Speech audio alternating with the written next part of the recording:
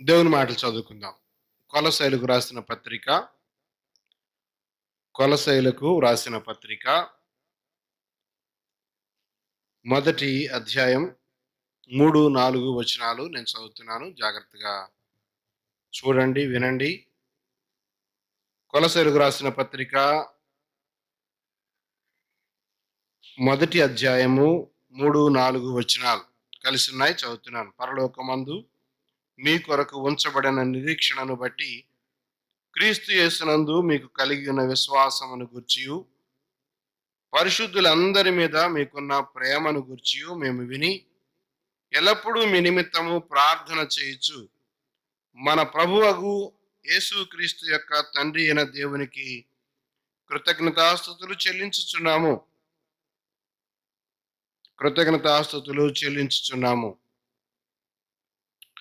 చదవబడిన ఈ లేఖనాన్ని దేవుడు మనందరి కొరకై దీవించును గాక. ప్రియరా, మనం చదువుకున్న ఈ మాటల్లో అపోస్తలుడైన పౌలు కొలస్సీలో ఉన్న సంఘానికి ఈ ఉత్తరం రాస్తూ అనేక సంగతులు దానిలో పొందుపరిచాడు. ఈ పత్రిక స్థానిక దేవుని సేవకుడైనటువంటి ఎపఫ్రా సంఘములో ఉన్న విశ్వాసుల యొక్క స్థితి, ఆత్మీయ స్థితి బాగుందని చెప్పాడు. బాగలేనిది బాగలేదు అని చెప్పాడు. ఎక్కడికి వెళ్ళి చెప్పాడు? అపోస్తలుడైన పౌలు గారికి జైల్లో ఉన్నప్పుడు చెప్పాడు. చెప్తే ఆయన దాన్ని తీసుకొని వారిని ఒకవైపుగా అభినందిస్తూనే ఆయా సంగతులు ఈ పత్రికలో ఆయన వ్రాశాడు. సంఘములో ఉన్నటువంటి మంచి విషయాలను పొగుడుతూనే ఉన్నాడు. అదే విధముగా ఏదైతే లోపము ఉన్నదో, దేవుని వాక్యానికి భిన్నంగా బోధించబడుతున్నటువంటి బోధలు ఏవైతే ఉన్నాయో, ఎవరు దేవుని వాక్యాన్ని కాదని సున్నతి ద్వారానే, జ్ఞానము ద్వారానే, లోక సంబంధమైనటువంటి విషయాల ద్వారానే మనము భక్తిలో పెరగాలి అని బోధిస్తున్నటువంటి వాక్యాలను ఆయన ఖండిస్తూ వ్రాశాడు. ఈ పత్రికలో మనం చదువుకున్న భాగంలో మొదటి వచనం చూడండి. ఎవరికి రాశారు? కొలస్సీలో ఉన్న పరిశుద్ధులకు అన్నాడు. ఎవరికి రాశాడు? ఒకసారి మీరు కూడా అంటే నేను కూడా అంటా ఉన్నాను. కొలస్సీలో ఉన్న పరిశుద్ధులకు వ్రాశాడు. పరిశుద్ధులు, ఎంత మంచి మాట, చాలా పెద్ద మాట. మనందరి చేతిలో ఏ గ్రంథం ఉంది? భలే చెప్పారు కదా. మనందరి చేతిలో ఏముంది? పరిశుద్ధ గ్రంథము ఉంది. మనల్ని దేవుడు ఏ పేరు పెట్టాడు? పరిశుద్ధులు అని పేరు పెట్టాడు. కాబట్టి ఈ రెండు విషయాలు మనసులో పెట్టుకొని చాలా జాగ్రత్తగా బ్రతకాలి. మన చేతిలో ఉన్నది పరిశుద్ధ గ్రంథం. మనకు దేవుడు పరిశుద్ధులు అని పేరు పెట్టాడు. ఆయన పరిశుద్ధత మనకిచ్చాడు.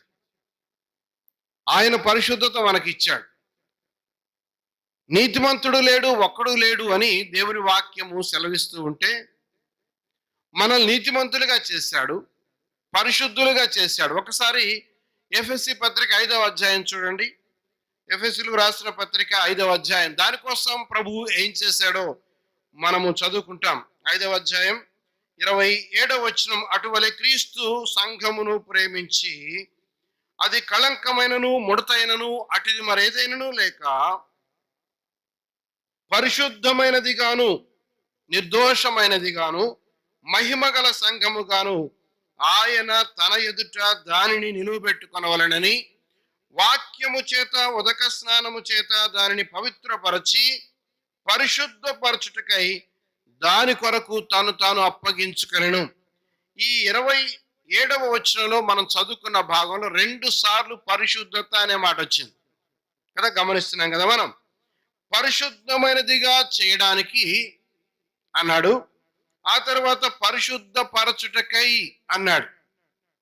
ఆ 2 కార్యక్రమాలు జరిగించబడటానికి ఆయన ఏం చేశాడు అంటే సిలువలో ఆయన తన ప్రాణము అర్పించుకున్నాడు, తనను తాను అప్పగించుకున్నాడు. అట్లాగైతే మనము పరిశుద్ధులముగా చేయబడినటువంటి ఈ యొక్క ప్రక్రియ వెనక మన ప్రభు అయిన యేసు క్రీస్తు వారి యొక్క ప్రాణ త్యాగము ఉన్నది.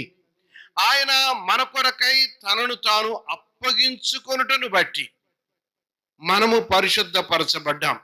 ఇది తేలిగ్గా తీసుకోకూడదు. ఇది ఎంత గొప్ప సంగతో మనము గ్రహించాలి.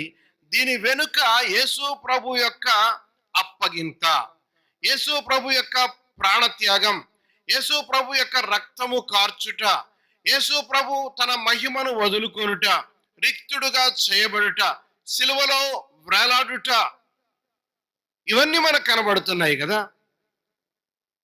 ఈనాడు క్రైస్తవ సమాజం పరిశుద్ధత అనే విషయాన్ని అంత సీరియస్గా తీసుకోవటం లేదు. చాలా సీరియస్గా తీసుకోవాలి. మనకు ఈ పరిశుద్ధత ఎలాగొచ్చింది? పేతురు రాసిన మొదటి పత్రిక 1వ అధ్యాయము 18, 19 వచనాల్లో మనం చూస్తాం. పితృపారంపర్యమైన మీ వ్యర్థ ప్రవర్తనను విడిచిపెట్టినట్లుగా వెండి బంగారముల వంటి క్షయవస్తువుల చేత మీరు విమోచింపబడలేదు గాని అమూల్యమైన రక్తము చేత, వెలకట్టలేని రక్తం, అమూల్యమైన రక్తము చేతనగా నిర్దోషమును నిష్కళంకమునకు గొర్రెపిల్ల వంటి క్రీస్తు రక్తము చేత మీరు విమోచింపబడితిరి, లేక పరిశుద్ధపరచబడితిరి. అమూల్యమైన రక్తం, ఆ రక్తము చేత మనము విడుదల చేయబడ్డాం, పాపము నుంచి విడుదల చేయబడ్డాం, అపరిశుభ్రత నుంచి పరిశుద్ధతలోనికి వచ్చాం, మురికిలో నుండి పరిశుద్ధతలోనికి వచ్చాం. అట్లాగైతే ప్రియులరా, దీన్ని మనము ఎంత జాగ్రత్తగా కాపాడుకోవాలి. తెస్సలోనికైలకు అపోస్తలుడైన పౌలు రాస్తూ 4వ అధ్యాయంలో అన్నాడు, పరిశుద్ధత యందును ఘనత యందును తన ఘటమును ఎట్లు కాపాడుకొనవలనో ఎరుగియుండుట దేవుని చిత్తము అన్నాడు. ఆయన మనకిచ్చిన దానిని మనము కాపాడుకోవాలి. ఎప్పుడు కాపాడుకుంటాం చెప్పండి? మన ఇంట్లో విలువైనవి కొన్ని ఉంటాయి, విలువ లేనివి కొన్ని ఉంటాయి. విలువైన వాటిని, విలువ లేని వాటిని ఒకే చోట మనం పెట్టాం. విలువైన వాటిని జాగ్రత్తగా పెడతాం. ఎంత జాగ్రత్తగా పెడతామంటే ఇతరులు ఎవరు కూడా దానిని తీసుకొనకుండా, దాన్ని దొంగిలించకుండా ఉండడానికి మనం చూస్తాం. చీపురు కట్టలు పెట్టే దగ్గర బంగారాన్ని ఉంచాం. ఎందుకు అంటే మనకు ఒక సెన్స్ ఉంది. ఈ చీపురు కట్టకి విలువ లేదు, ఈ బంగారానికి విలువ ఉంది. ఏం తెలియకుండా రెండు కూడా అక్కడే పోగేసి బయట పెడతామా? పెట్టం కదా. మరి అంత తెలివి ఈ లోక సంబంధమైన వ్యవహారాల మీద ఇక్కడే కదా నశించిపోతాయి. ఇక్కడ నశించిపోయేటువంటి వాటి మీద, పరలోక రాజ్యానికి ఎంత మాత్రము కూడా చేరలేని వాటి మీద మనకంత వివేకం, వివేచన, మనకంత దూరదృష్టి ఉన్నప్పుడు ప్రభు యొక్క ప్రాణముతో మనకు ఇవ్వబడినటువంటి ఈ పరిశుద్ధతను విషయంలో ఎంత జాగ్రత్తగా ఉండాలి ప్రియులారా. వాక్యం వింటున్న ప్రియ సహోదరుడా, సహోదరి, ఒకవేళ నీవు ఇంకా ఆత్మరక్షణ పొందకపోతే ఆ పరిశుద్ధతలోనికి నీవు ఇప్పుడు రావాలి. ఆయన రక్తము సిద్ధంగా ఉంది. యేసు రక్తము ప్రతి పాపము నుండి మనల్ని పవిత్రులుగా చేస్తుంది అని చెప్తున్నాడు.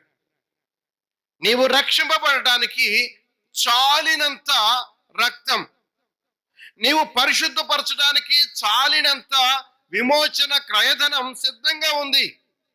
నీవు కోరుకోవడం ఒక్కటే చేయాలి. నాకు అక్కర్లేదంటే నీ జవాబుకు నీవే ఉత్తరవాదివి. ఈ లోకంలో ఎంతో కాలం జీవించాం ప్రియులారా, గమనించాలి. ఈ లోకంలో ఎంతో కాలం జీవించాం. ఒకానొక సమయం వస్తుంది, మన సమయం ఎప్పుడు వస్తుందో తెలియదు. ఆ సమయాన మనం ఇక్కడి నుంచి వెకేట్ చేసి వెళ్ళాలి. ఈలోగా యేసు ప్రభువు నమ్ముకొని ధన్యులు కావాలని మనం చేస్తున్నాం. యవ్వన బిడ్డలు చాలా మంది ఉన్నారు. అయ్యా బ్రతలాడుతున్నాను, యేసు ప్రభు నామమున మీరు రక్షణ పొందారా? ఆయన ఇచ్చే పరిశుద్ధతను తీసుకున్నారా? ఇంకా కాలేదా?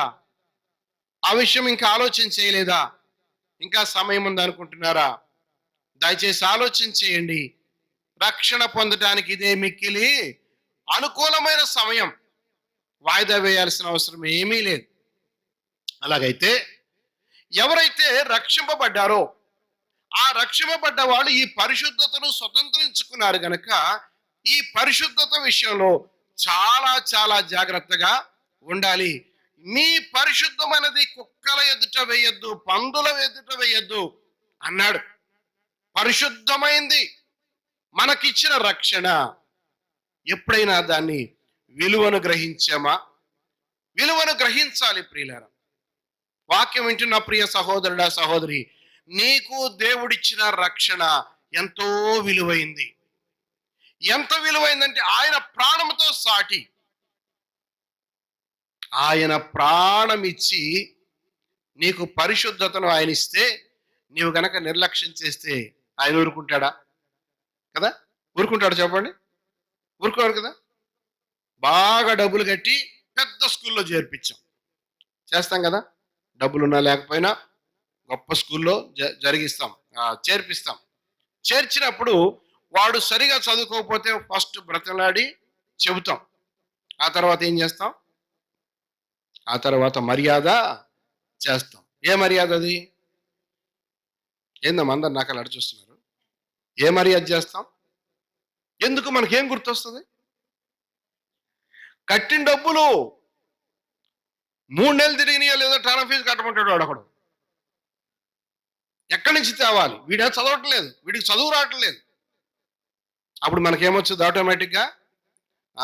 మనకి ఇంత కోపం వస్తే ప్రభు తన ప్రాణం ఇచ్చాడు కదా, ప్రాణం ఇచ్చిన ఆయన ఊరుకుంటాడో చెప్పండి? లాగి ఒకటి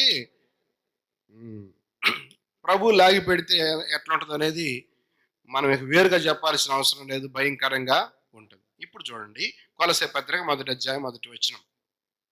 కొలసైలో ఉన్న పరిశుద్ధులకు అనగా క్రీస్తునందు విశ్వాసులైన సహోదరులకు. పరిశుద్ధులు అంటే ఎవరంట? మళ్ళీ రెండో పేరు చెప్పాడు, విశ్వాసులైన సహోదరులు. ఏ సహోదరులు వీళ్ళు? విశ్వాసులైన సహోదరులు, దేవుని యందు విశ్వాసం ఉంచిన సహోదరులు. లోకంలో మనకు సహోదరులు ఉంటారు, సోదరులు ఉంటారు. తల్లికి తండ్రికి, ఒక తల్లికి ఒక తండ్రికి జన్మించిన వారు సహోదరులు సహోదరులని మనము ఈ లోకంలో మనం చెప్పుకుంటాం. అది రక్త సంబంధం.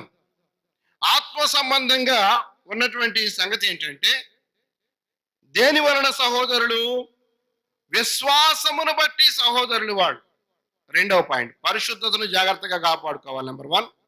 రెండవదిగా మనం ఏం పాయింట్ చూస్తున్నామంటే, విశ్వాసమును బట్టి సహోదరులు, విశ్వాసాన్ని బట్టి సహోదరులు. ప్రభు వారు ఒకసారి పరిచర్య చేస్తూ సంచరిస్తున్న కాలంలో ప్రభువారు యెరూషలేములో నిలిచిపోయారు. అయ్యా, మీ తల్లి మీ తండ్రి వారందరూ కూడా బయట నీ కోసం వెయిట్ చేస్తున్నారు అని అంటే ప్రభువారు ఏం చెప్పారు? మత్తయి సువార్త 12:46లో ఈ వచనాలు చదువుకుంటాం. 12వ అధ్యాయం 46 నుంచి 50 వచనాలు చదువుకుంటే, సహోదరుడు అంటే నా తండ్రి చిత్తమున చేయువాడు అన్నాడు. దేని ప్రకారం చేయాలి సహోదరుడు అంటే? విశ్వాసమును బట్టి సహోదరుడు అంటే తండ్రి చిత్తాన్ని చేసేవాడు, దేవుడు చెప్పింది చేసేవాడు. అంతేగాని ఎవడంటే వాడు సహోదరుడు కాడు, కాలేడు. దేవుని సన్నిధికి సహోదరులు అనేటువంటి అర్హత దేవుడు దేన్ని బట్టి ఇచ్చాడు? ఆయన చిత్తమును నెరవేర్చే వారికి ఇచ్చిన సంగతి. మీరందరూ సహోదరులు అని ప్రభు చెప్పాడు. దేన్ని బట్టి అంటే విశ్వాసమును బట్టి, నెంబర్ 1. రెండవది, తండ్రి యొక్క చిత్తాన్ని చేసేటువంటి వారం. దేవుడేమి ఆలోచన కలిగి ఉన్నాడో అది మనం చేసేటువంటి వాళ్ళం కదా. చేస్తున్నామా? ఆయన చిత్తం ఏంటో, ఆయన చిత్తం ఏంటి, ఆయన ఆలోచన ఏంటి, ప్రభు ఏమనుకుంటున్నాడు, ప్రభు కోసం నేను ఏం చేస్తే ఆయన ఇష్టపడతాడు, ఏం చేస్తే ఆయన సంతోషపడతాడు, ఇది కదా మనం ఆలోచన చేయాల్సింది. లూకా సువార్త 8:21 చూడండి. 8వ అధ్యాయం 21వ వచనం. అందుకు ఆయన, దేవుని వాక్యము విని దాని ప్రకారము జరిగించుట. చిత్తము చేయుట అంటే ఏంటంట? దేవుని వాక్యాన్ని ఏమ్మా ఒకసారి చెప్పండి, నా వైపు తలెత్తండి. దేవుని వాక్యాన్ని వినాలి కదా, వింటేగా తెలిసే తర్వాత ఏం చేయాలనేది. వాడు ఎవడు చెప్పకముందే పోయాడంట. అరే ఇటు రారా, పని ఉంది, ఒక విషయం చెప్పాలి నీకని పిలిచాడు ఆఫీసర్. అటెండర్ని పిలిచాడు. పిలిస్తే వాడు వస్తున్న రయ్యమని వెనక్కి తిరిగి వెళ్ళిపోయాడు. ఈయన చెప్పింది ఏందో వాడు వినలేదు. ఏం చేసుకొస్తాడు చెప్పండి? ఇట్లాంటి పనులే మనం చేసేది. దేవుని సన్నిధికి వస్తాం, ఆలస్యంగా వస్తాం, ఎందుకంటే మనకు చాలా పనులు ఉంటాయి. పని లేని వాళ్ళు ముందు వస్తుంటారు కాబట్టి మనం ఆలస్యంగా వస్తాం, అంతే కదా. ఆలస్యంగా వస్తాం, ఆ తర్వాత సాధ్యమైతే పిల్లలతో ఆడుకుంటాం. ఈలోగా ఫ్యాన్లు ఎటు ఉంటాయి కాబట్టి కొద్దిగా ఒక నిద్ర వేస్తాం, అంతేనమ్మా. మనం అసలు ఎంత ఎంత చక్కగా మనము దేవుని సన్నిధిలో కాలం గడుపుతాం తెలుసా, చాలా బాగుంటుంది. ఇక దాని తోడు ఇంకా లాస్ట్లో కొద్దిగా భోజనాలు కూడా ఉన్నాయంటే ఇంకా ఇంకా అసలు ఇక మళ్ళీ చింత కూడా లేదు. ఇంటికి పోయి ఏం వండాలా, ఏం చేయాలి, ఏం లేదు, హాయ్. ఇంకా నిద్ర బాగా పట్టుద్ది, అంతే కదా. అప్పుడు ఇంకా నిద్ర బాగా పట్టు. దేవుని వాక్యమును విని దేవుని సన్నిధికి వచ్చి ఆయన సన్నిధిలో కూర్చొని ఆయన వాక్యాన్ని విని దాని ప్రకారము జరిగించే వారే నా తల్లి, నా తండ్రి, లేక నా సహోదరులు, నా వారు, నా కుటుంబం, అంతే కదా. ఎలాంటి వారంట? దేవుని వాక్యాన్ని వినాలమ్మా. వినుట వలన ఏమవుతుంది అన్నాడు దేవుని వాక్యం. వినుట వలన, వినకపోతే అదే మాట తిరిగే చెబుదాం, ఏం పోయింది? వినుట వలన, వినకపోవుట వలన అవిశ్వాసం, అల్ప విశ్వాసం. అసలు విశ్వాసమే మొత్తం డేంజర్ పాయింట్లోకి వెళ్ళిపోతాం. దేవుని మాటలు వినాలి. విశ్వాసము వలన సహోదరులు మనం. నీవు దేవుని నమ్ముకున్నావు, దేవుని యందు విశ్వాసం ఉంచావు, నీవు సహోదరుడు అయ్యావు. నీవు దేవుని యందు విశ్వాసం ఉంచావు, నీవు సహోదరి అయ్యావు. అలాగ ప్రతి ఒక్కరం కూడా ఇది ఇండివిడ్యువల్ డిగ్నిటీ. ఇది ఒక్కొక్కరికి దేవుడు ఇచ్చినటువంటి ఆధిక్యత, గుంపుగా ఇచ్చింది కాదు. నేను నమ్ముకున్నాను, నేను సహోదరుని అయ్యాను, మరొకరు నమ్ముకున్నారు, వారు సహోదరులు అయ్యారు. విశ్వాసమును బట్టి సహోదరులు కదా, ఎంతో మంచి మాట. అయితే వీళ్ళకి 3వ వచనంలో మనం చదువుకున్న మాట చూడండి. ఇప్పుడు 3వ వచనం, వీరందరి కొరకై ఒక విషయాన్ని జ్ఞాపకం చేస్తున్నాడు. పరలోకమందు మీ కొరకు ఉంచబడిన, ఎక్కడుందంట అది? ఏమ్మా, ఏమన్నా అయితే ప్రభు నమ్ముకుంటాను అంటారు కదా చాలా మంది మనం కదా. ఏమైనా మేలు జరిగితే ప్రభు నమ్ముకుంటాం. మనం చాలాసార్లు చూస్తుంటాం కదా. మనం కూడా కొన్నిసార్లు అట్లే కొన్ని అసంబద్ధమైన ప్రమాణాలు చేస్తాం. ఏమైనా జరిగితే ప్రభు నమ్ముకుంటాం, జరగరాని జరిగితే నమ్ముకుంటాం, జరగరాని జరిగితే ఇక నమ్మేదేడా మొత్తం పోయా. దేవుని యందు ఎందుకు విశ్వాసం ఉంచుతున్నారు ఈనాటి సమాజం అంటే, అద్భుతం జరిగితే నమ్ముకుంటాం, పిల్లలు పుడితే నమ్ముకుంటాం, పాస్ అయితే నమ్ముకుంటాం, పెళ్ళి అయితే నమ్ముకుంటాం, ఇంకేదైనా మేలు జరిగితే ఇది నమ్మిక అనరు. దీన్ని ఏమంటారంటే బేరం అంటారు. ఏమంటారమ్మా? ఎవరితో? మనం ఎవరితోనైనా బేరం చేస్తామమ్మా, దేవుడితో కూడా బేరం చేస్తాం. మనకు అంత కెపాసిటీ ఉంది. మరి ఏం చేస్తాం? మరి మనకి ఎంత కదా. సాధారణంగా సమూజ్యులతో బేరం చేస్తారు, అది వేరే సంగతి. కానీ మనం ఎవరితో చేస్తాం బేరం? దేవుణ్ణి ప్రశ్నార్థకంలో పెట్టేస్తాం అన్నమాట. ఇప్పుడు పరలోకములో ఉంచబడిన నిరీక్షణ మనకి ఏముంది? నిరీక్షణ ఉంది. అది ఎక్కడుంది? పరలోకంలో ఉంది. కనపడుద్దా? కనపడే దాన్ని బట్టి ఒకవేళ దేవుణ్ణి నమ్ముకుంటే దాని నిరీక్షణ అంటారా? ఒకసారి హెబ్రీ పత్రిక 11వ అధ్యాయం మొదటి వచనంలో అక్కడ ఒక వివరణ మనకుంది. మనందరూ తెలిసిన భాగమే కదా, చెప్పుకుందాం. విశ్వాసం అనున్నది నిరీక్షింపబడి వాటి యొక్క నిజస్వరూపమును, అదృశ్యమైనవి అదృశ్యమైనవి ఉన్నవి అనటానికి రుజువు అన్నాడు. ఈ విశ్వాసము ద్వారా మనకు ఒకటి లభించింది. అదేంటంటే, ఏం లభించింది? నిరీక్షణ లభించింది. రోమాపత్రికలో మనం చదువుకుంటాం, మీరు నిరీక్షణ గలవారై రక్షింపబడ్డాం. రోమపత్రిక 8:24 చూడండి. 8:24 ఎలా అనగా, మనము నిరీక్షణ గలవారమై రక్షింపబడ్డాం. ప్రభు మనకి ఏం చెప్పాడో, ప్రభు ఏం చెప్పాడంటే, అయా నేను తండ్రి యొద్ద నుండి వచ్చాను, తండ్రి యొద్ద ఇదిగో ఇలాగ సంగతులు చూశాను, ఆయన నాకు ఇదిగో ఈ విషయాలు చెప్పమన్నారు. ఆ విషయాలు మనం విని, ఆ విషయాలు ఆయన చెప్పగా విని, ఏవైతే ఆయన చెప్పాడో, ఏవైతే పరలోకంలో ఉన్నాయని మనము విన్నామో, వాటిని మనం ఏం చేసాం? విశ్వసించాం, మనం నమ్మాం. నమ్మినప్పుడు మనకేం కలిగింది? మనకు రక్షణ వచ్చింది.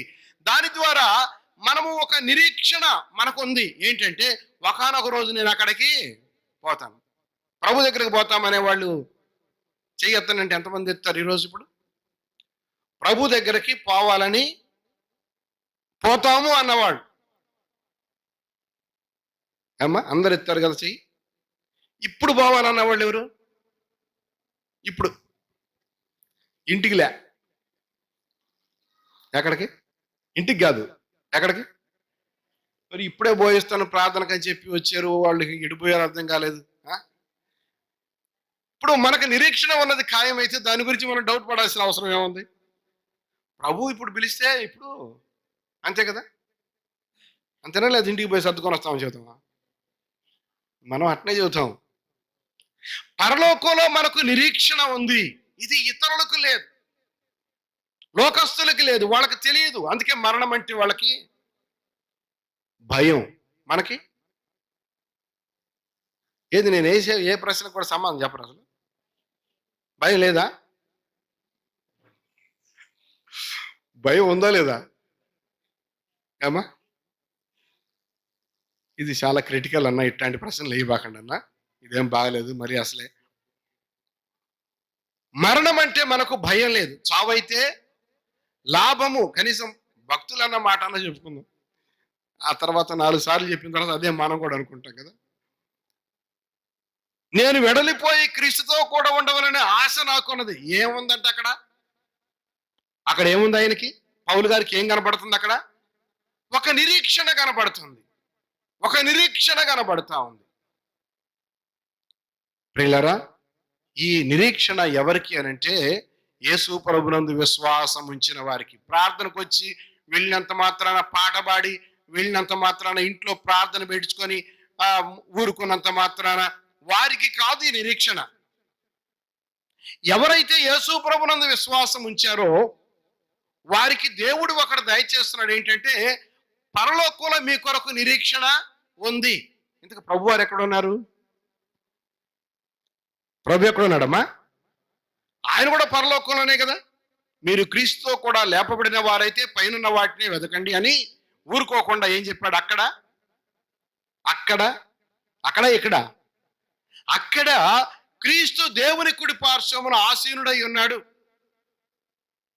మన ప్రభువు ఎక్కడున్నాడో అక్కడ కదా మనం పోవాలి, అక్కడికి పోవాలి మనం. కాబట్టి మన గురి, గమ్యం, మన స్పీడు ఏది కూడా దేనికోసం? అక్కడికి పోవటానికే. అలాగైతే హైదరాబాద్ పోవాలంటే ఎన్ని సర్దుకొని పోతామో, అమెరికా పోవాలంటే ఎన్ని సర్దుకొని పోతామో, పరలోకానికి పోవాలంటే ఎన్ని సర్దుకొని పోవాలి చెప్పండి? ఏమ్మా, ఇట్టే పోతామా? ఉన్నపడానా? ఎన్ని సర్దుకోవాలి? అందుకే ఊరికే మీటింగులు పెట్టి రండి రండి రండి రండి యేసుని యొద్దకు రమ్మనుచున్నాడు. ఇది మనం అనుకుంటాం, పాపాత్ముల కోసం అనుకుంటాం. మనకు కూడా అదే, ఆ పాట పాడితే కానీ వచ్చేటట్టు కనపడ. వచ్చి మనము మన కొరకు ఉంచబడిన నిరీక్షణను బట్టి మనం తెలుసుకుంటూ ఉండాలి. ఇంకా ఇంకా ఇంకా ఇంకా తెలుసుకుంటే అప్పుడు చివరికి ఏమవుతుంది? అక్కడికి పోవాలనే ఆశ ఎక్కువ అవుతుంది. మనకు నిరీక్షణ పరలోకములో ఉంది. అది ఎలాంటి నిరీక్షణ? 2, 3 మాటలు చదువుకొని మనము సమయం లోపల ముగించుకుందాం. త్వరగానే వెళదాంలే, ఏం ఇబ్బంది ఏం లేదు. ఆహ్, కొలస్సే పత్రిక మొదటి అధ్యాయం 27వ వచనం. మొదటి అధ్యాయం 27వ వచనం. అన్ని జనులలో ఈ మర్మము యొక్క మహిమైశ్వర్యం ఎటిదో అనగా మీ యందున్న క్రీస్తు మహిమ నిరీక్షణ అయ్యున్నాడు అనే సంగతి దేవుడు తన పరిశుద్ధులకు తెలియపరచగోరి ఇప్పుడు ఆ మర్మమును వారికి బయలుపరిచెను. ఎలాంటి నిరీక్షణ అంట ఇది? మహిమ నిరీక్షణ. ఈ పరలోకంలో ఉంచబడిన నిరీక్షణ ఏంటయ్యా అంటే మన ప్రభువే, వేరేదేం కాదు. పేతురు రాసిన పత్రిక చూడండి. పేతురు రాసిన మొదటి పత్రిక,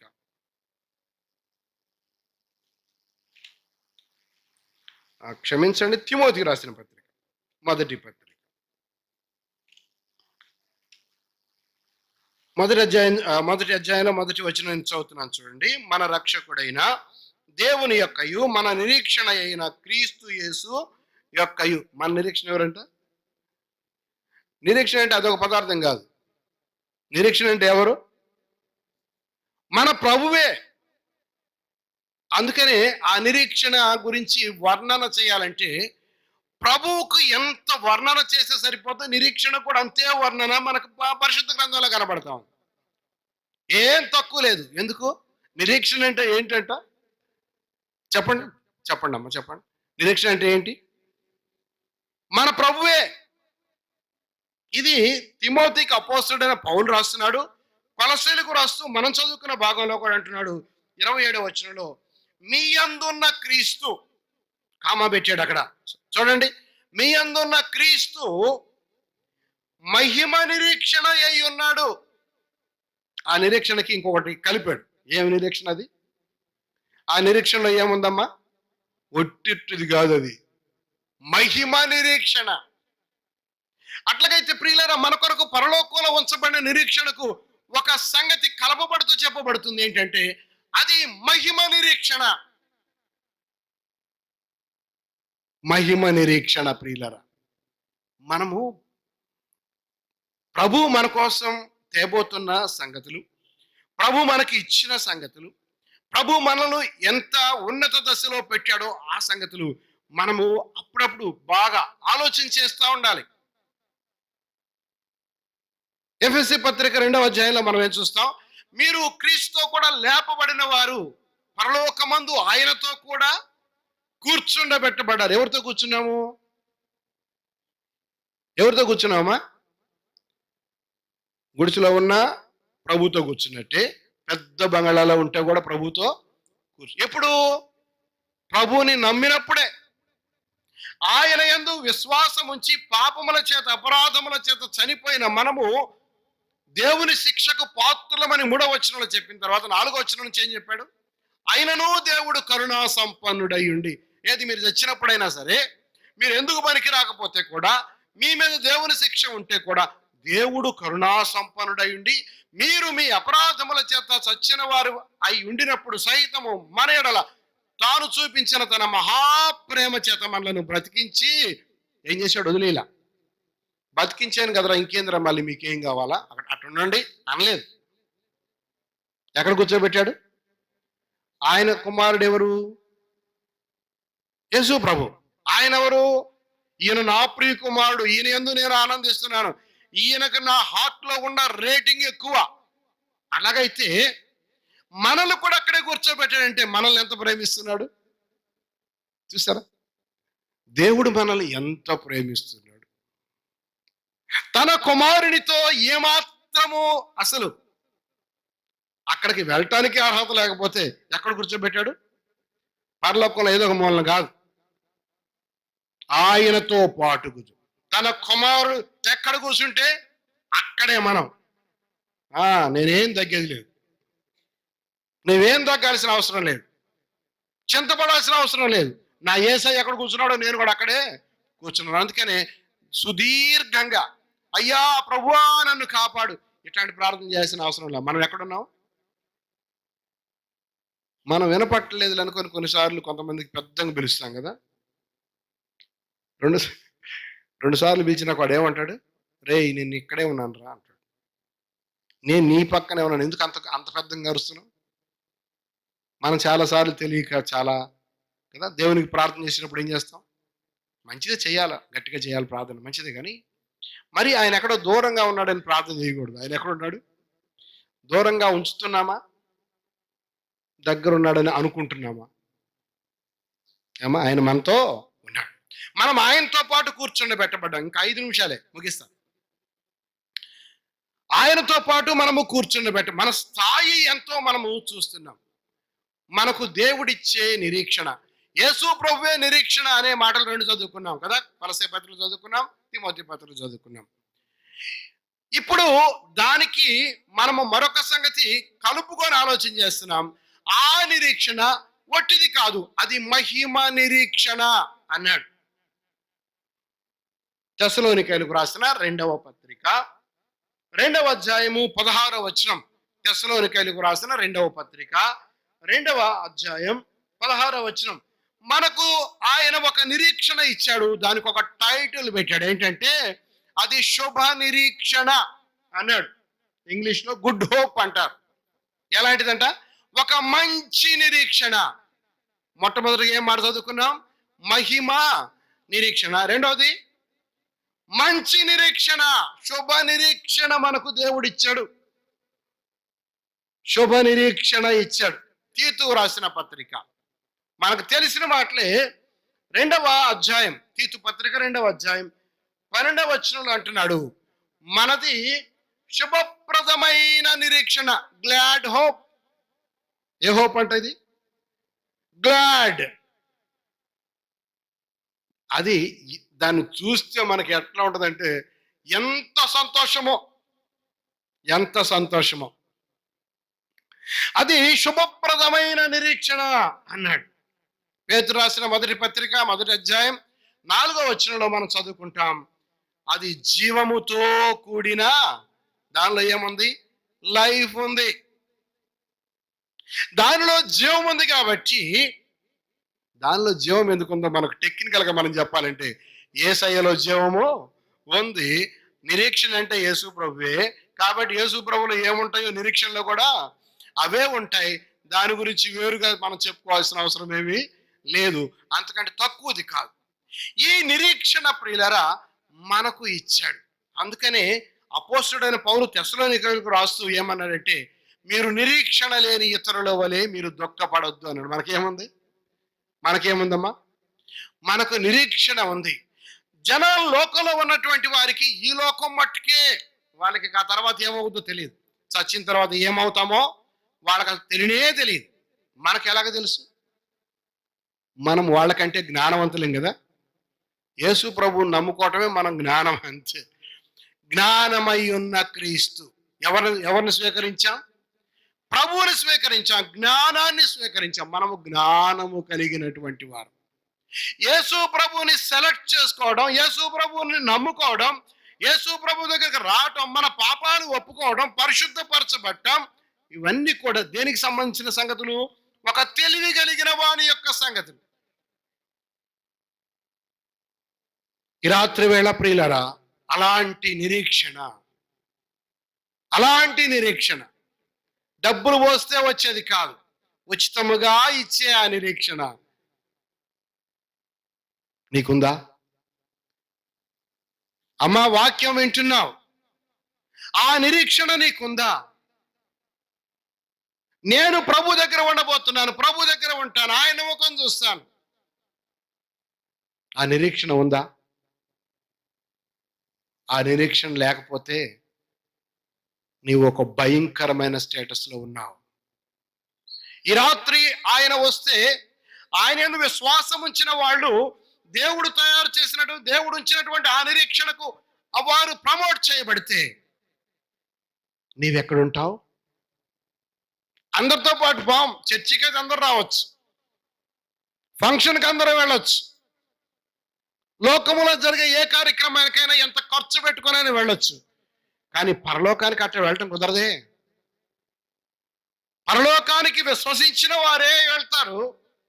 ఆ నిరీక్షణ కలిగిన వారే వెళ్తారు. నిరీక్షణ కలిగిన వారే, రక్షింపబడ్డ వాళ్ళు మాత్రమే అక్కడికి వెళ్తారు. నాకు నేరుగా సమాధానం చెప్పండి. మీరు అక్కడికి వెళతారా? ఆ శుభప్రదమైన నిరీక్షణ, ఆ శుభ నిరీక్షణ, ఆ జీవముతో కూడిన నిరీక్షణ, ఆ మహిమ నిరీక్షణ వెళ్తారా? నిశ్చయిత లేకపోతే కన్ఫర్మ్ చేసుకొని వెళ్ళడం మంచిది. సీట్ కన్ఫర్మ్ కావాలి. కన్ఫర్మ్ కాకపోతే నిత్యాగ్ని దండన. ఎవరైతే ఆ నిరీక్షణలోకి వెళ్తారో వాళ్ళందరూ వెళ్తారు. మిగిలిన వాళ్ళందరూ కూడా విడిచిపెట్టబడతారు. వారందరూ అగ్ని గంధకములతో మండే గుండములో పాలు పంపులు పొందుతారు. అది నిరంతరము. అది నిరంతరం, ఒక రోజు కాదు. సోదరుడు జ్ఞాపకం చేశాడు. ఒక దినము కాదు, ఒక నెల కాదు, ఒక సంవత్సరం కాదు, యుగాయుగములు అలాగా కాలుతూ ఉండవలసిందే. ఒక చిన్న మాటతో దాన్ని తప్పించుకోవచ్చు. హృదయములో విశ్వసించాలయ్యా, నీవిచ్చే నిరీక్షణ, నీవిచ్చే విశ్వాసం, నీవిచ్చే స్థాయి, నీవిచ్చే రక్షణ ఎంత అమూల్యమైందో నాకు అర్థమైంది. అది నీ ప్రాణంతో నాకు ఇచ్చావు. అది నేను గుర్తిస్తున్నాను, అది నేను గమనిస్తున్నాను, దాన్ని అంగీకరిస్తున్నాను. ప్రభువా, నన్ను క్షమించు. నేను పాపం చేశాను. నా పాపం వల్ల నేను నరకానికి వెళ్ళాలి. నన్ను తప్పించయ్యా, నన్ను రక్షించు. ఈ చిన్న మాట హృదయపూర్వకంగా పలికితే, రోమీయులకు రాసిన పత్రికలో మనం చదువుకుంటాం, 10వ అధ్యాయంలో చదువుకుంటాం. ఏమని? యేసు ప్రభు అని నీ నోటితో ఒప్పుకోవాలి. 9-10 వచనాల్లో మనం చదువుకుంటాం. యేసు ప్రభు అని నీ నోటితో ఒప్పుకోవాలి. దేవుడు ఆయనను మృతుల్లో నుండి లేపాడు అని నీవు విశ్వసిస్తే నీవు రక్షింపబడతావు. ఆ మాట నీవు ఒప్పుకోవాలి, నోటితో ఒప్పుకోవాలి. తండ్రి, నీవు నీ రాజ్యముతో వచ్చినప్పుడు నన్ను జ్ఞాపకం చేసుకో అంటే ప్రభు ఏమన్నాడు? రే, నేను ఇప్పటికే ఇబ్బందుల్లో ఉన్నాను. ఇప్పుడు అంటారు అడిగేది, ఇంతకుముందు అడగొచ్చు కదా అనలే. ఆయన ఏమన్నాడు? నేడు నీవు నాతో కూడా పరదైసులో ఉండ. ప్రభు రక్షణ ఇవ్వడానికి ఈ సమయమా ఆ సమయమా అనేమి లేదు. నిర్లక్ష్యం చేస్తే అది శాశ్వతంగా మనము కోల్పోతాం. ఈ రాత్రి యేసు ప్రభు నమ్ముకొని ధన్యులు కావాలని మనం చేస్తున్నాను. అలాగే అలాగే ఈ ఘనమైనటువంటి ఈ గొప్ప రక్షణ పొందుకున్నటువంటి మన నిరీక్షణ ఏదైతే ఉందో, ఆ నిరీక్షణకు మనం వెళ్ళబోతున్నాం. మనం అక్కడ ఉండబోతున్నాం. మనం ప్రభువుని చూడబోతున్నాం. ప్రభు ఎట్లున్నాడో అట్లాగే చూస్తాం. ఆయన ఎట్లున్నాడో అట్లాగే. అస్సలు ఇప్పుడు ఏం చదువుకుంటున్నాం కదా, చదువుకుంటున్నాం. ఈ చదివిందంతా అక్కడికి పోతే వ్రాయబడింది చాలా తక్కువ కదా మా ప్రభు గురించి. అబ్బా, ఏమని చెప్పాలి? అంత భాగ్యాన్ని కాపాడుకుందాం, పోగొట్టుకోవద్దు, వదులుకోవద్దు. ఆ నిరీక్షణలో ఇంకా పైకి ఎదుగుదాం. దేవుడు తన మాటలు మన కొరకై దీవించును గాక. అందరికీ వందనాలు.